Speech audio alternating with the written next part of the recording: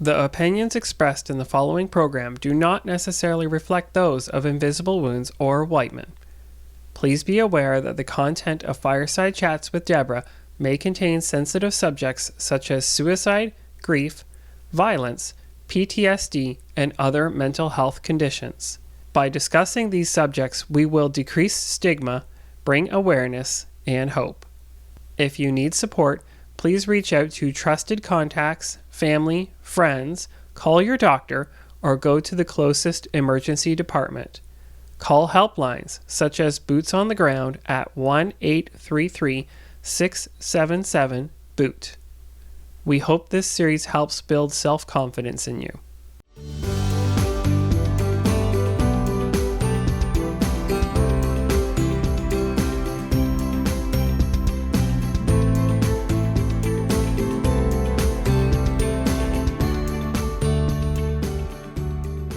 On today's show, Katie Rooyakkers, wife, mother, professional engineer.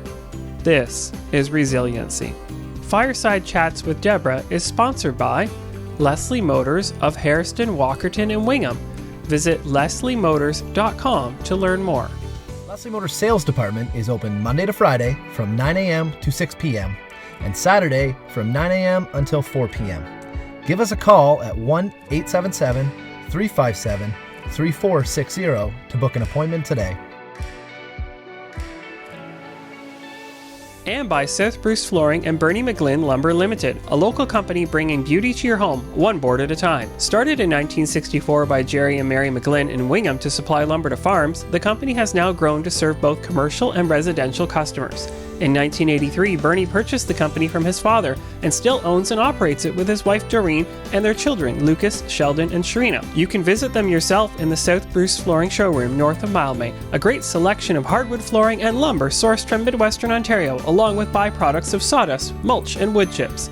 For more information, go to southbruceflooring.com or call 519-367-3215. Welcome everyone to Fireside Chats. It's my pleasure today to introduce Katie Rooyakkers, a gal that I've known for a number of years, and I believe that she's going to share with you some very personal experiences which will benefit you in the fact that she has grown and developed some resiliency, I think is how I would put it, some very strong resiliency, and made some significant lifestyle changes to bring contentment and joy to her life. And, basically, Katie, I think that you're a role model, so. Thank you. Welcome. Thank you. Thank you, Deb. Yeah. So you did provide me a list of things that I could refer to, and I'll probably be using it, but at this point in time, maybe you could just start off by describing basically who you are, I am. Well, I'm career-wise, I'm a professional engineer. I'm a mother of two little girls, 6 and 9. I'm a wife. My husband and I have actually been together for almost 20 years now, married for like 13.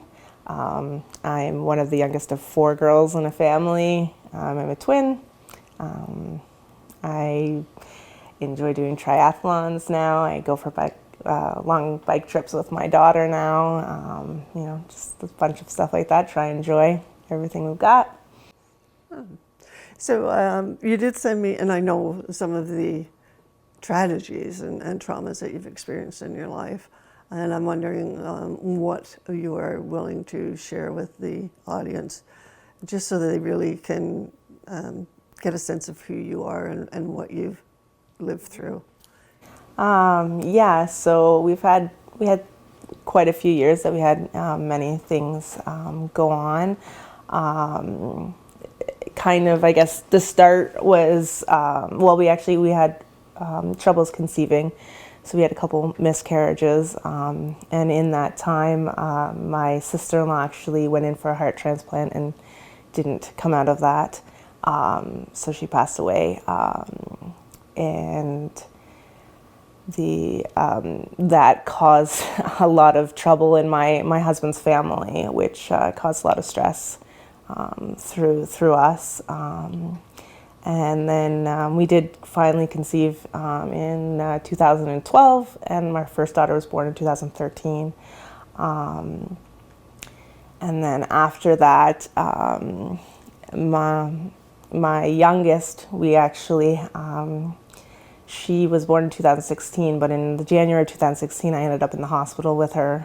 You were in for how long? For 9 weeks. 9 weeks. And Yeah. why? So I had a placental abruption, Okay. and that caused my water to break at 23 weeks. So I had to be in the hospital to make sure I didn't get an infection, because she would have had to, she would have had to been delivered if I had. So I guess we luckily had her stay in for 9 weeks, but she's still born 2 months early. And then with the placental abruption, it caused her to be small. So she was 3 pounds, 1 ounce when she was born. But she was strong. She was in the NICU for only a month, which typically they say they would stay in until their due date. So she actually came home a bit earlier than that. But she had a lot of struggles, still has struggles actually. When she was born, pretty much immediately she had digestive issues. So and even in the NICU, they had to give her suppositories and things like that. So Katie, I remember that time when you were in the hospital. So do you want to just let the people know kind of what you were doing to cope with that lengthy time of being there? Do you remember? Yeah, I did a lot of crafts. I borrowed a Cricut from a friend. I made very extravagant announcement cards for her birth. I made quite over-the-top Valentines for my daughter to take to school that year. Just all different things like that.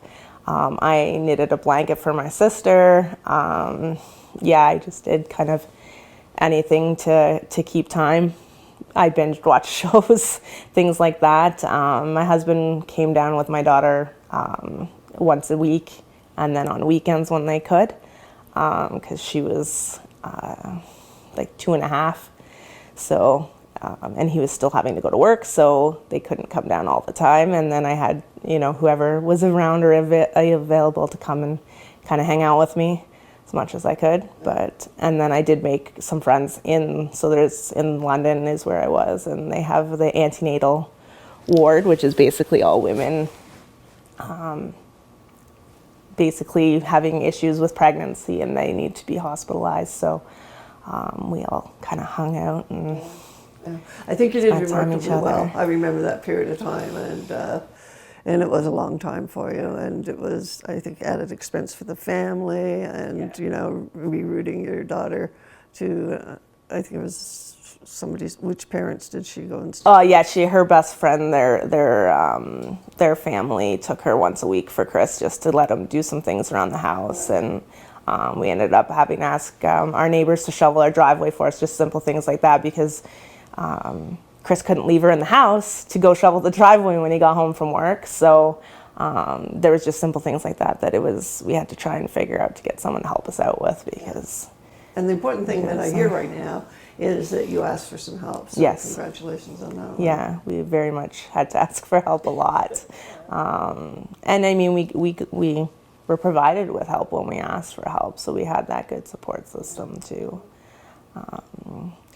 So yeah, I mean, so when she came home with her digestive issues, she cried a lot. So I did actually struggle a lot through that time. Having an older daughter at that time, she kind of had to sit and just wait for me to be able to do things with her, because I was very busy with a crying baby. And then through that, now she has some issues with I guess understanding what her body is telling her, both emotionally, mentally, and physically. So she has a hard time when she gets upset or has any form of extreme emotion, because she doesn't know what it means. She doesn't know how to understand it. She doesn't know what to do with it. And at 6, she's not potty trained at all, because her body doesn't pay attention to her body telling her that she has to go to the washroom. So, but it's been a lot of effort to get to having people understand that there is something there and that she needs support. And I know I can totally understand how some parents get overwhelmed with it. And, you know, there's been times where I did say to my husband, I can't keep doing this. I'm tired, I'm exhausted. And I mean, as much as I said it, I still did do it because that's what she needed. And that's what we're there for. But it definitely was very difficult at times to want to keep pushing and keep fighting and putting that energy out there when often people just said, no, she's just little. She's just got to figure things out, or she'll grow through it. Being whom? Who were the? Daycare workers, school workers, family members, kind of just anyone. I found with someone young, especially with mental health, they almost don't see that at a young age someone can have a mental health problem. Because I noticed it probably at like 2. Like we had the daycare told us that she banged her head on the asphalt when she got angry, and they moved her off the asphalt, and she walked back to the asphalt and continued doing it until she had a big mark on her forehead. Right. And to me, I'm like, that doesn't seem normal. That's not right. And I got, she just has to learn her emotions. She doesn't understand emotions. She'll learn them. But it didn't really get better. It changed, but it didn't get better. And it takes a lot, like, people just like, she's little. And I'm like, but I don't understand. If we can support her now, then she doesn't have to figure this out when she's older and have it be something more. So I've worked through it, and I finally got it. So she has a therapist now, and school has done OT assessment with her, and I take her to private OT as well because I think she needs even more than what the school offers. But well, still lots and lots of work and difficulty with various systems, the education system, the medical system, and do you belong to any type of support group or anything around that? I don't know. Again, I've found through other things in my life, it's not easy to find those things. So unless someone points something out, then to be honest, I wouldn't have an idea where to start to look for one. But I do try to be very open and kind of talk about it with whoever, because you never know who's having the same thing and isn't saying it. Yeah, I understand. That's why you agreed to come here today, is just to let people know that, well, just from your story, that maybe that it will be helpful to them. Yeah. For sure. So yeah, that was kind of her part. And then in 2017, my husband was diagnosed with testicular cancer.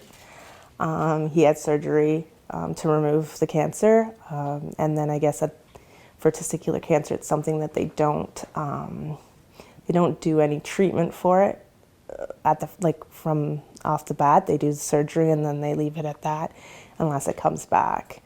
And then in 2018, it came back in his abdomen. So he then required to do 9 weeks of chemo. And also that year in June, that was in September, and in June, my dad had an accident with a four-wheeler and ended up becoming paraplegic. So that was a long year, and I guess the biggest part for that was the stuff with my dad was still going on, so I didn't have as much support with my family around because they were still dealing with him. And then my husband really is my partner and everything. So I also didn't have that because he was the one that was going through it, and he was really through cancer, he had a lot of complications. He had through chemo, it caused blood clots in his lungs. His white blood cell count didn't come up. He was in and out of the hospital throughout the 9 weeks. So yeah, that was a a pretty rough time.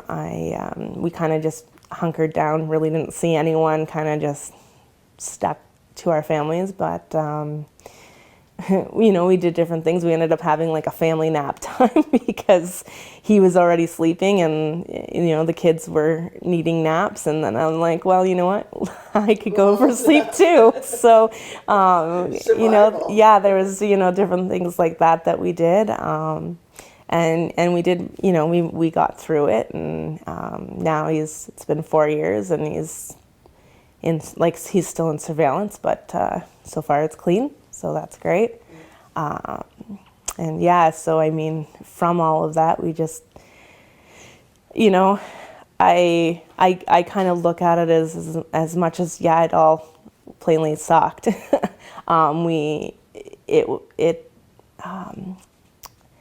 happened at an age that gave us the opportunity to then change how we were doing things.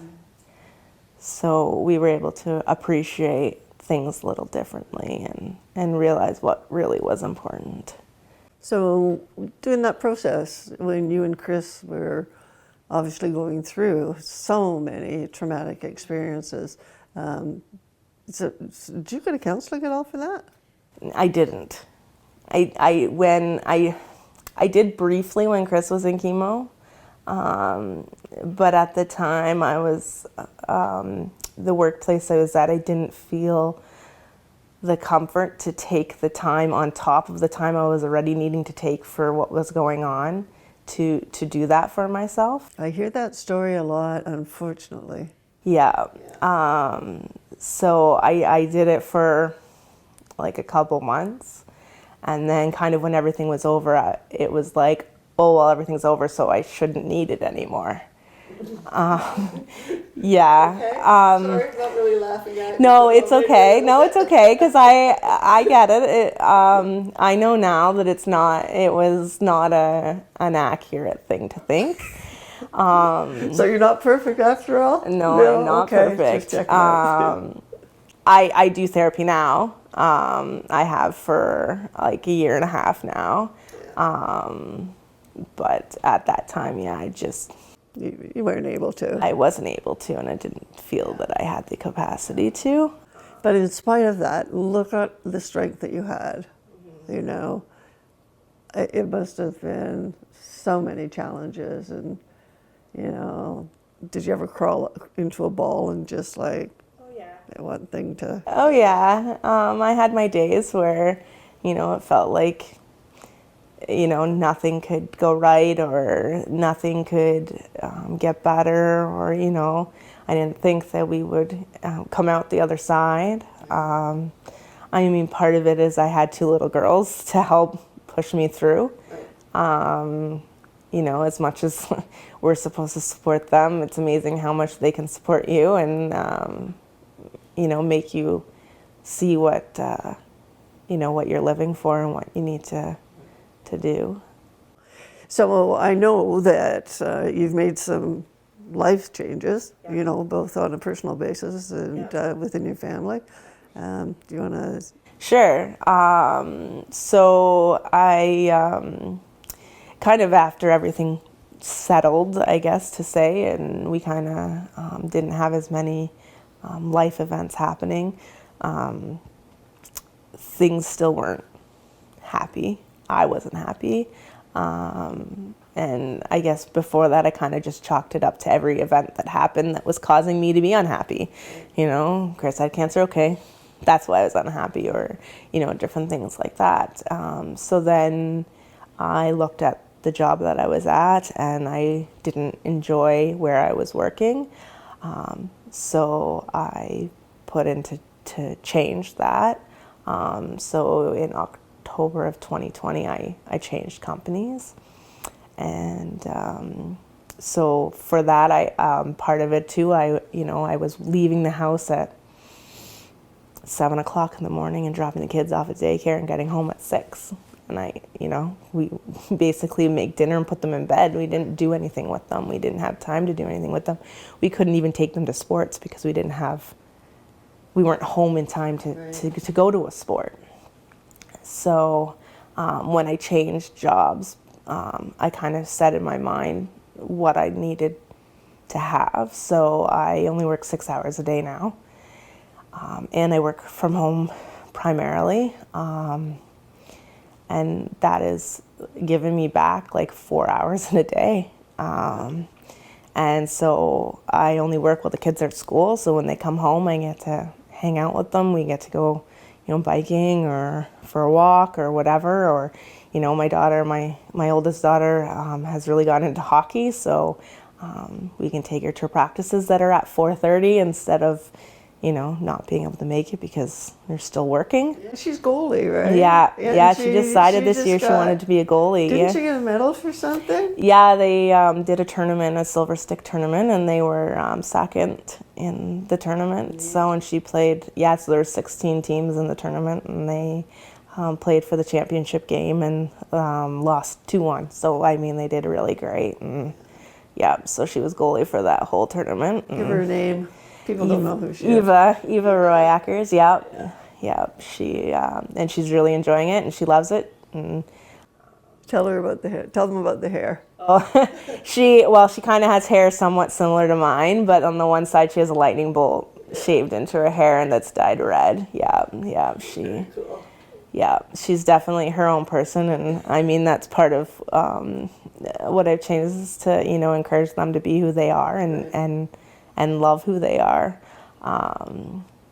So changing that. But even after changing my career, I still didn't feel good. I still didn't feel like I was happy. And that's when I realized that I had more work to do with myself. So that's when I started doing therapy and doing a lot more stuff with my self-image and what I saw in myself. I think a lot of stuff that I did, my self-image affected it. I didn't do as much as what I wanted to do because I didn't feel like I could. But I think through it, I think we are who sets our own limitations. It's not really that there's nothing stopping me from doing anything other than me not doing it or saying I can't do it. So you do therapy, and then I'm doing a course called Thinking and Results, which really gears into kind of your belief system and your self-image and your energy, kind of what you put out into the world is what you're going to get back. And can I just interrupt, and not to be rude or anything, but fine. Just because some people, we were talking throughout the series about stigma, asking for help and finding a counselor and the type of modalities that they might offer. So can you give a little bit of information if you're comfortable with it? That's fine.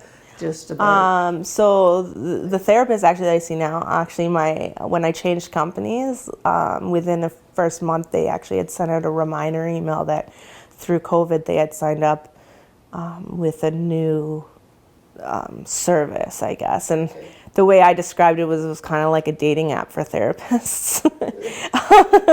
So just that you could go on and you answered a bunch of questions and it gave you like a list of therapists.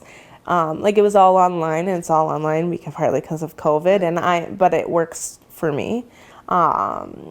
So it would give you, based off of the answers you provided, here's a few, and it would give the description and stuff like that. And so you would get 30 minutes free with a therapist to talk to them and see if that's if they kind of sounded like who you wanted, and then you could continue with them. So I found it's a guy, and have that kind of relationship or that connection that seems right. So then it's all online. We've only ever done a video chat. So it's all narrative therapy that he does, basically, or cognitive behavioral. Do you know what he does? Yeah, he does. So we actually are doing some, it's through online, so it's kind of a little different, but we are doing some EMDR stuff right now. And then some of the other stuff was just, to start, was kind of looking at, anxieties or stress levels or things like that, and what was affecting me and how to some of it was even just setting limitations to other people, or how I accepted other people's stress and energy and things like that, and being, I guess, okay with myself that I didn't have to take that on. I wasn't necessarily expected to take that on. So that was like setting boundaries and keeping their stuff. Yeah, that's their stuff, and you can still support them, but you don't have to Be the sponge? Yeah, exactly. And I really was. I'm that type of a person and so it would really, it really drains you sometimes when you have some people like that. And we had, my mother is still going through taking care of my father as a paraplegic, so she has a lot of stress in her life, and so I would often take a lot of it on as well, and things like that. So I had to really learn how to kind of separate that and not let it kind of come in and overtake other parts of my life. Yeah. That's huge. That is huge. Because sometimes you have to say goodbye to people in some ways. Yeah. So that's that one. And then the thinking into results course I'm doing was just through a friend that was doing it, and it sounded like something that was along the lines of what I was wanting to do, so I decided to do that as well. And it's kind of given me a community of other women who, are kind of similar ideas of, trying to improve their self-image and their self-worth and realizing what they can do. And So this is separate from your counseling? Yeah, it's a separate thing. It's just a course I paid for. Yeah. Oh, it's a course. Yeah, it's a course. Oh, okay. There's a guy, Bob Proctor, who wrote it, but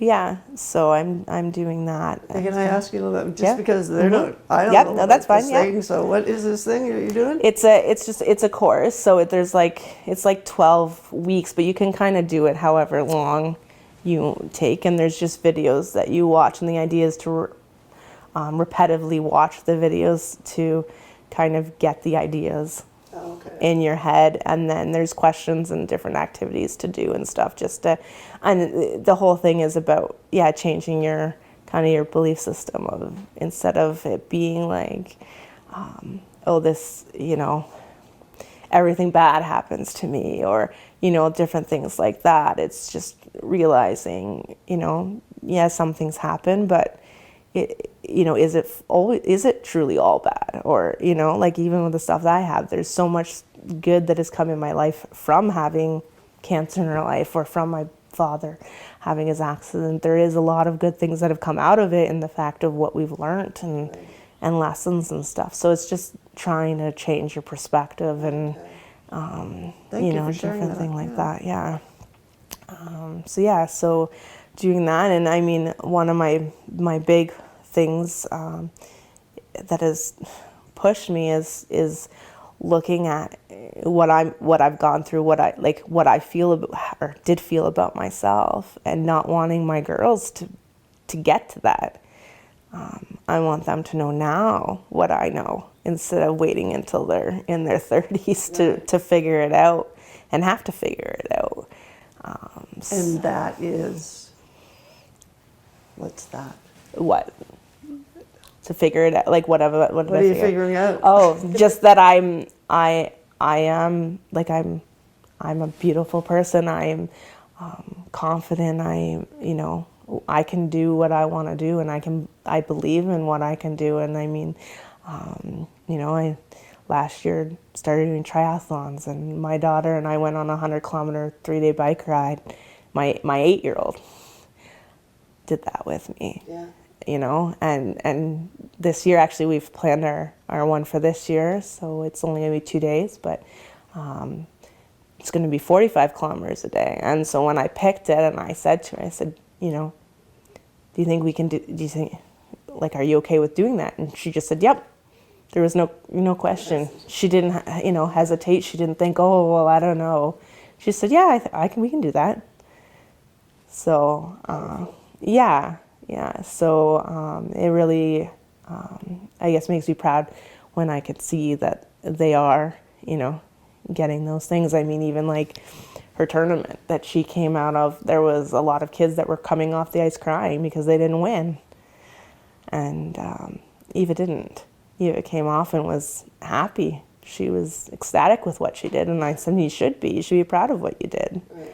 There's nothing wrong with what you did. Nothing wrong with coming in second, No, right? there's absolutely nothing wrong with it. Yeah. And they worked hard and they played their best, and that's really all that mattered. And I mean, they had fun, so, and she's learning skills, and I mean, they're still only 8. Like, it's not like they're really old, you know, and there's different, like even my youngest, it really made me realize she has a hard time in the morning. So the one day I just decided to start waking her up by saying, "Good morning, beautiful," just to see if I could, you know, give her a little bit of a different light as she woke up. And then the one day we were saying goodnight, and she said, "Can you say goodnight to me like you say good morning?" So I said, "Oh, okay." So I said, "Goodnight, beautiful." And I said, do you know why I say that, right? I said, "You know that I say that because you are beautiful." And she looked at me, she's like, "Really?" And I was like, oh my goodness, at 6, like, you shouldn't have to question that. Yeah. So, you know, just making sure that they understand that, you know, they are beautiful of who they are, and it doesn't matter. So maybe you could because I already know, right, about the wedding. Yeah, my sister-in-law got married in October, and we were talking about, you know, what we were going to wear, and my oldest is not what society sees as a girl, really. Like, she doesn't wear dresses, so when we talked to her about it, she said she wanted to wear a suit. So I didn't argue. I just took her and we got a suit. And we paid for her to get a suit, and she got her hair done with her lightning bolt, and it's shaved on the sides and the lightning bolt, and then my youngest wore a bright purple big poofy dress and it needed a tiara because that's who she is. Yeah. And she needed to be the princess with the tiara, and that's who she is. Yeah. And they're very different little girls, you know. And my oldest gets called a boy a lot because that's the way she dresses, and but she doesn't get offended by it. She doesn't care. Right. It doesn't bother her. So that's okay. She said, "I know I'm a girl." So, you know, wear what I want. yeah, and and if that's what she's comfortable in, then let her be comfortable in it. Let her morph into whatever. Yeah, absolutely. I think there's just too many expectations on kids, even at their age, to fit into these boxes, and for what reason? Like, what do the boxes do for them? Okay, so we have to talk about this because you know that I have body image issues because I'm fat and I'm old and I hate it. And you did the photo shoots. You got to tell us. Well, there was a photographer that I had friended on Facebook, and I had followed her for a while, and she had done a lot of photo shoots with people I knew around town and things like that. And so I kept following her and kept watching them, and I kept, going, oh, I would love to do that. And, my first thought was, oh, well, maybe when I lose weight, or maybe and then I finally sat down one day and I'm like, what am I doing? I'm like, I can do it now. Like, there's no reason I can't do it now. There's nothing wrong with me right now. I don't need to change something to go and do it. So I actually did it and did some photos for my husband for Christmas. I didn't see all of them, but I did see one. So yeah, it was really great, and it really made me feel good. And it was, at first you kind of go in thinking it's going to feel awkward, but it didn't once I started, and it just felt, it kind of got me to be able to see, I think, the way that my husband sees me, even, look at me and myself in a different way, and see myself that way. They were beautiful, and you know, you had these gowns. I mean, the pictures are shown. Yeah. But yeah, very impressed. Yeah, it was really good. And I mean, I would suggest for anyone to go and do that, because it's actually really amazing what taking some pictures can actually do for how you feel. And I think even the effort to go out and do that gives a different level of confidence afterwards, because you're like, I did that and it turned out okay. There was nothing happened. So yeah. Yeah, when you and Chris went down to New Orleans, right? You also took some photos down there, and I think you made comment about the photos, but about fitness also. Remember we had this conversation about, because I have mobility issues and all that kind of jazz, but here you are, and like, you're shorter than me, and I don't know if you're heavier than me or not, but the bottom line is you're out there doing all this stuff, and it just amazes me. And you said something to the effect of, it doesn't matter what your size is.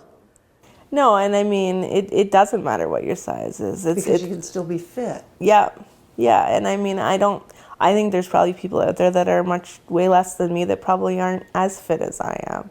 I mean, not saying that I'm the most fit person out there. I still have work I can do to be fitter, and but I think the main thing that I kind of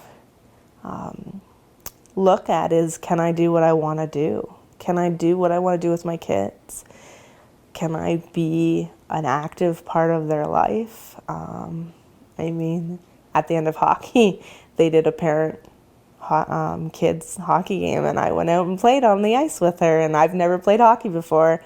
I'm originally a figure skater. I got hockey skates when I started skating with the kids, but I went out there and I still played. And I mean, I fell. I'm the only parent that fell, I think, but I fell like 4 times, and it didn't matter. It was fun. And Eva, I think it made a lot of difference for Eva to have me out there with her. And, you know, I don't think that she sat there looking at what I was able to do or anything. She was just happy I was out there with her. You know, so it's things like that's my goal. My goal isn't to be a size. It isn't to be, you know, to look a certain way. It's to do what I want to do and be able to do what I want to do. So, what things do you want to do? Well, this year I signed up for 6 races this year. So six races? Yeah, so I have 4 triathlons and 2 duathlons. So one's a sprint duathlon, one's a full duathlon, so that one's a little bit more. So the sprint duathlon would be, I did one last year, and the sprint duathlon is 5-kilometer run, 20-kilometer bike ride, and then a 2.5-kilometer run. The full duathlon will be 5-kilometer run, 30-kilometer bike, and 7.5K run. And then I have 3 triathlons, which I did do one last year, which is a 450-meter run, a 10K bike, and then a 2.5-kilometer run. Or sorry, a 450-meter swim, 10K bike, and 5K run. And then the sprint triathlon I have at the end of the year, so that's kind of what I'm working up to. So that'll be a 800-meter swim, 20-kilometer bike ride, and 5K run. I'm going like this. It's like, oh, I just want to walk to the corner, and here you are doing all these things.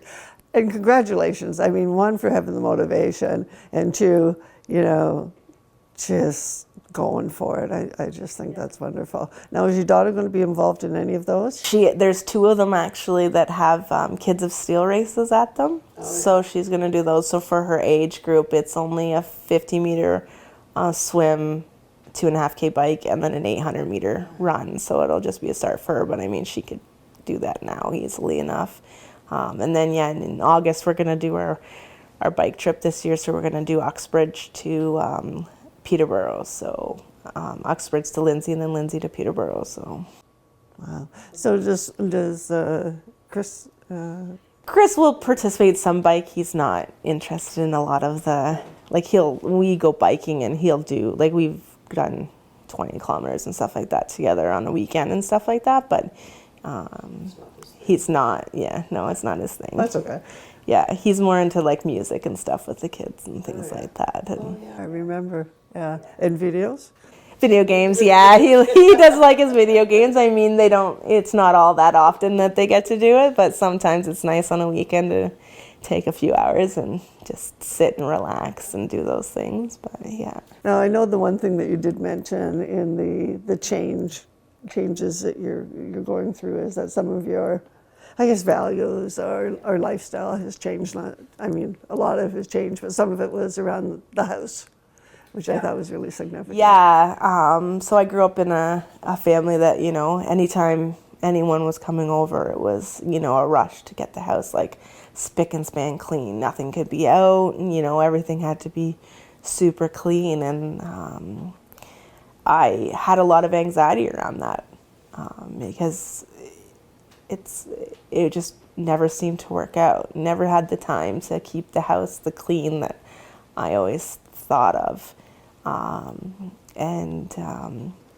had to really look at it and decide whether it was important. Right. And it kind of became that it wasn't important. I mean, don't get me wrong, our house has to be clean, but like there's just tidy things, like the kids have toys out. Well, does it matter if they stay out, or do we need to take the hour to tidy them, or do we spend an hour hanging out with the kids and going for a bike ride or something like that?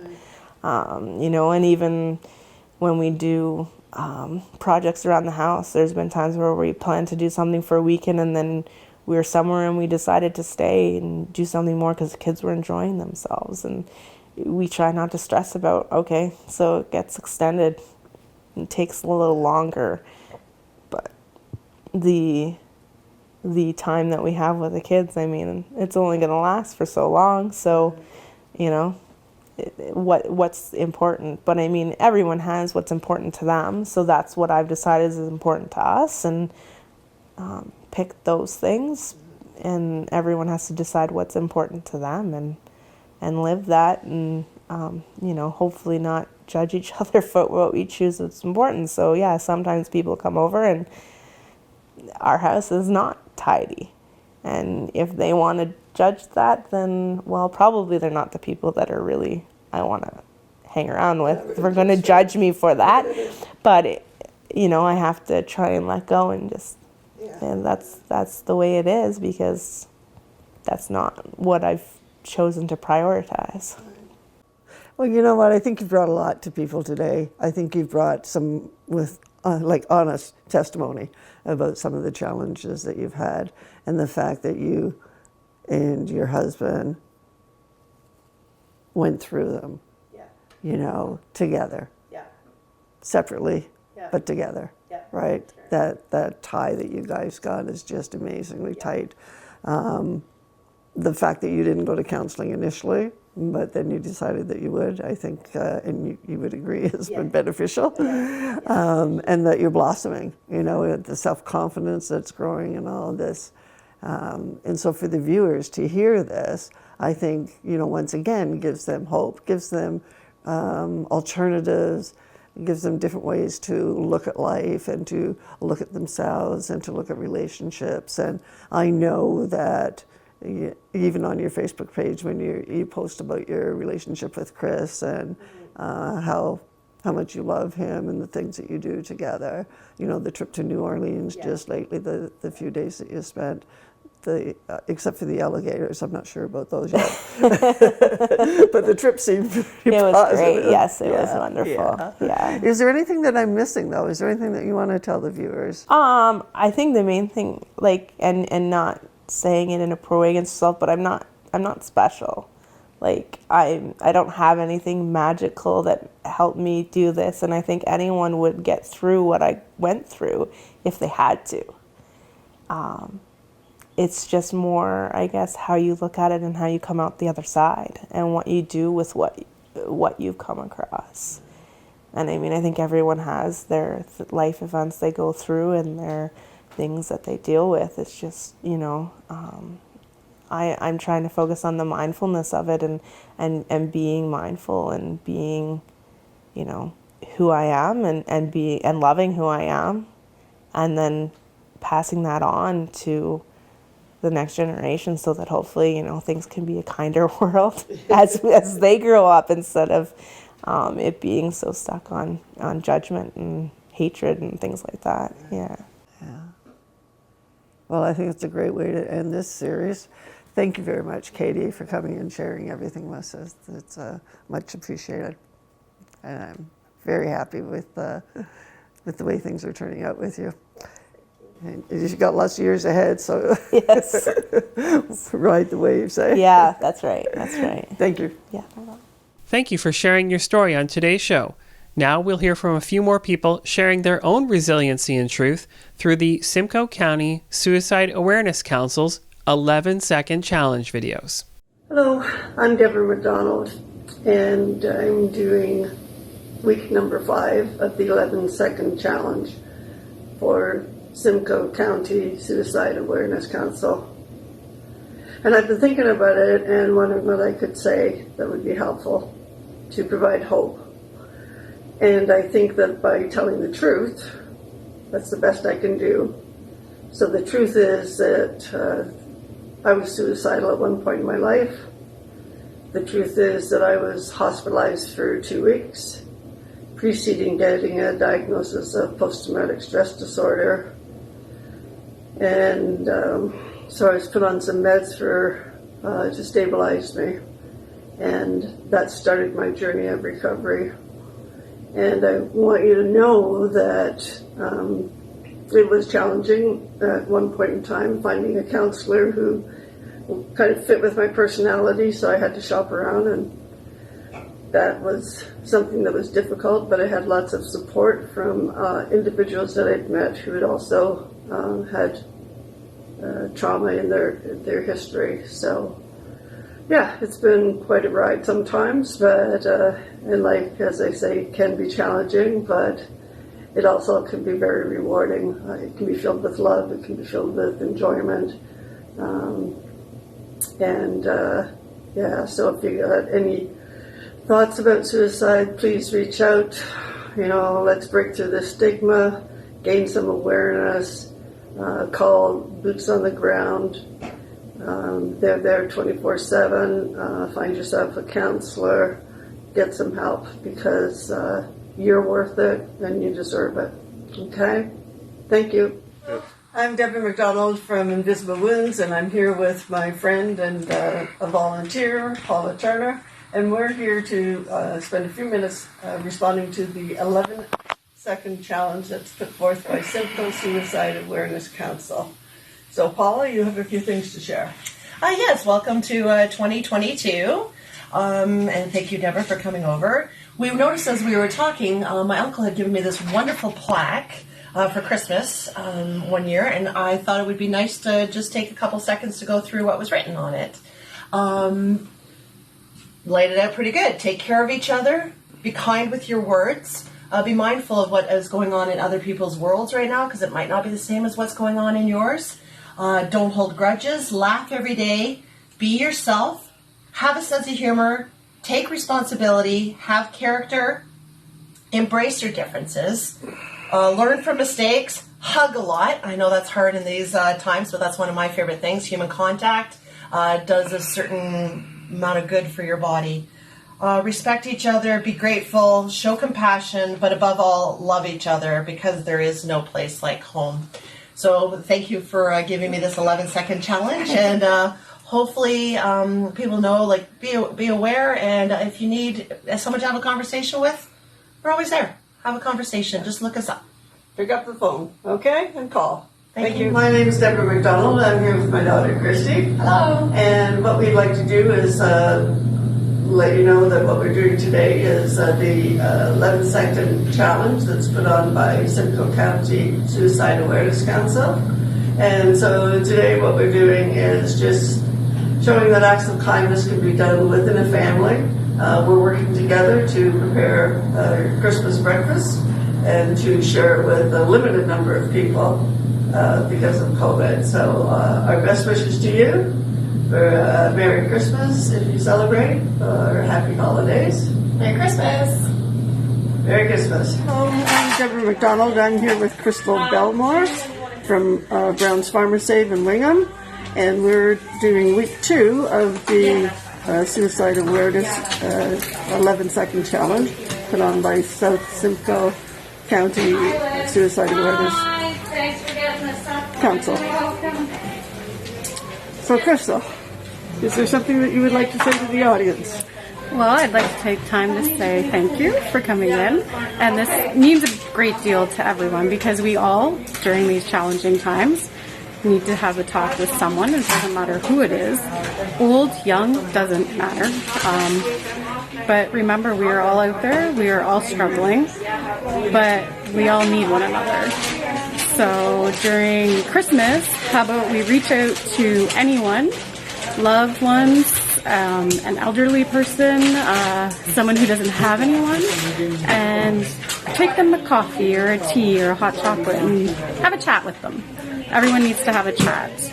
So from Brown's Farmer Save, I'm wishing you all a very Merry Christmas and an excellent 2022. Hello, my name is Scott Mills, and I've been involved in the 11-second challenge led by the Simcoe County Suicide Awareness Council for a little while now, and they're doing great work. And the idea is to share a video about what you can do to prevent suicide. So my theme is taking care of yourself. So stupid little things like I just walked out and sat on my porch because it's a beautiful sunny day, and I can feel the nice crisp air out here, and it just invigorates me. And another thing is, I go to the grocery store sometimes, and you know, you're always looking for bargains and stuff like that. I just go to a really like fancy grocery store and buy some really nice food that I like to eat. You know, really high quality vegetables. I love steaks, a really good steak, and treat myself, even if nobody's around. Another big thing is try and make your bed. When you first get up in the morning, it kind of gives you a sense of control over things are tidy and things are neat, and I can move forward with my day. And always check in with people and have general chats. Just be normal. And I guess those are my tips. And thanks, everyone. Thanks to Deborah MacDonald for making me do this video.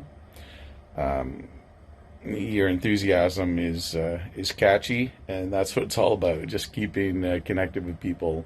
And thanks to all the fine people at the Simcoe County Suicide Awareness Council for their great work with this 11-second challenge. The idea is to stop suicides.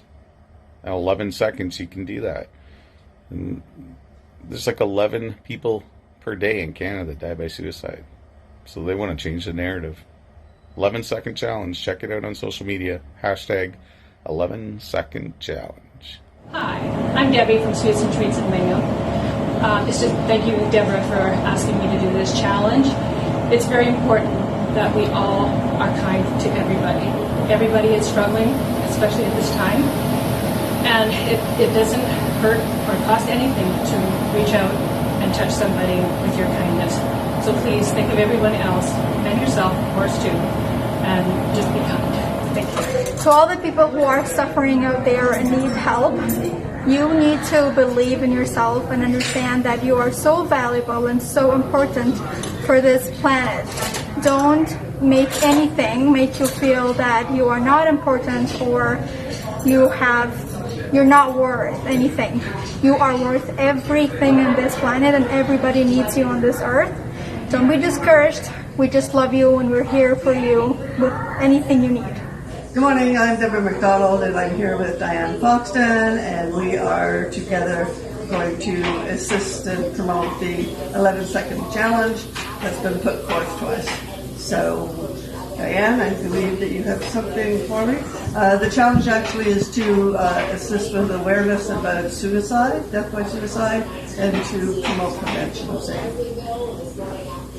So kindness is something that just isn't exercised this time of year. It's something we've got to keep in mind for 365 days of the year, 24/7. I haven't seen Deb in quite some time, and I was pleased to see her today, and I'd like to offer her some freshly baked shortbread cookies. Yay! Enjoy, Deborah. Thank you and very much. Merry Christmas. Thank you. Invisible Wounds will host events promoting mental wellness to first responders, their families, and civilians. Our upcoming national conference, the Invisible Wounds Conference for First Responders, will be held October 5th and 6th, 2022 at the Prince of Wales Hotel and Spa, Niagara-on-the-Lake. To find out more, please visit our website at invisible-wounds.ca.